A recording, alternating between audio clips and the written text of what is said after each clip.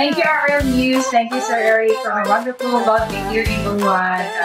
God bless you. Nakalasalamat, RL News. Nakalasalamat kay Sir Eric.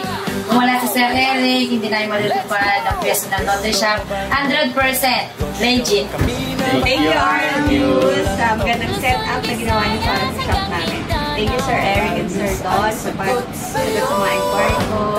Like, palagi siya napipindot everyday. Sorry, pero happy ako sa naging pinalabasan ko. Sana po pinalabasan dito as our first business.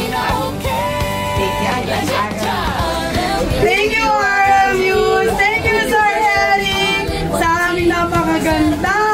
Super talaga! Super ganda na aming laundry shop! Hindi ko ito magagawa lang wala si Sir Eric! Saka, maraming salamat. Napakadaling kausap. Sobrang legit na legit talaga! As in! Love na love si Sir Eric! Maalagaan tayo nila. Opo, kaya More power! More power to RL News!